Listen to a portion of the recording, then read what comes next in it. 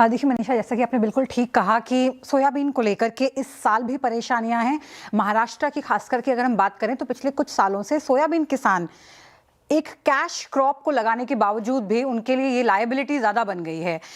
इस साल की जो समस्या है, शुरुआत हुई थी बाढ़ से, जिसके चलते ना सिर्फ फसल खराब हुई, कई कई जगहों पे तो जो खेत की ऊपरी सतह है वो तक बह गई। तो ऐसे में अमरावती जैसे इलाकों की अगर बात करें तो जो कि सोयाबीन उगाने के लिए जाने जाते हैं, वहाँ तो फसल ना के बराबर हुई। तो वहाँ तो लोगों को बेचने खरीदने की दिक्कतें ही नहीं हैं। पर जो बाकी इलाके हैं, चाहे आपके धाराशिव हो या उसके आसपास के इलाके हों, वहाँ पे कुछ फसल जरूर बची है, लेकिन फसल को नुकसान हुआ है। अब ऐसे में हम प्रोक्योरमेंट की बात करें उससे पहले कुछ आंकड़ों की बात कर लेते हैं। इस साल की जो एक्सपेक्टेशन है प्रोडक्शन की, वो है 79 लाख मेट्रिक टन।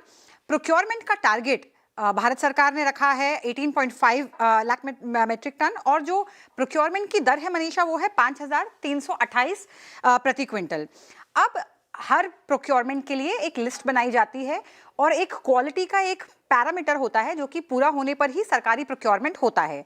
तो हर बार की तरह सोयाबीन के लिए वो प्रोक्योरमेंट ये है कि 12%, 0 से 12% के बीच ही सोयाबीन के दाने के बीच में मॉइस्चर रहना चाहिए।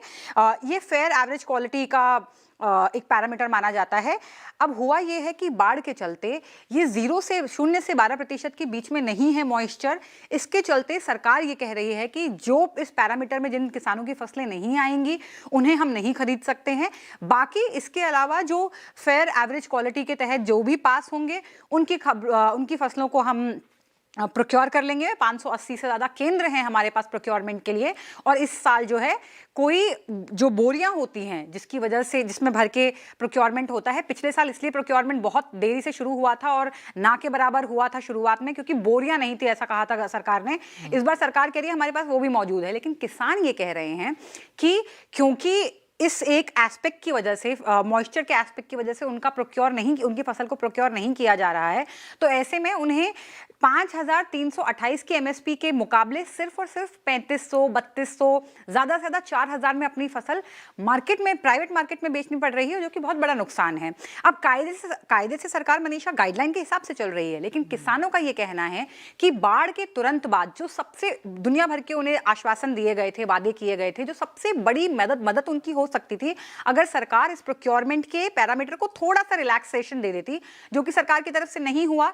तो किसानों का कहना है कि जो इमीडिएट रिलीफ मिल सकता था वो उन्हें नहीं मिल रहा है, और प्राइवेट में उनका एक्सप्लॉइटेशन हो रहा है प्राइवेट मार्केट में, और व्यापारी उनसे बहुत ही कम दरों पे माल खरीद रहे हैं, जो कि उनकी लागत भी वसूल करने में अब किसान असफल हैं। मनीषा, सांतिया, बहुत शुक्रिया उस खबर के लिए। और ये एक्सक्लूसिव खबर है जो सांतिया हमारे लिए सीएनबीसी आवाज पर लेकर आई हैं, और दिन भर इसके ऊपर हम चर्चा भी आपको करते रहेंगे, क्योंकि एक तरफ सरकार की बात है यहाँ पर कहना कि हमको सेल्फ सफिशिएंसी पर जाना है, लेकिन जो हालत यहाँ पर हमने सोयाबीन की इस साल में बनते हुए देखी है, क्लियरली काफी कुछ काम किया जाना यहाँ पर अब भी बाकी है।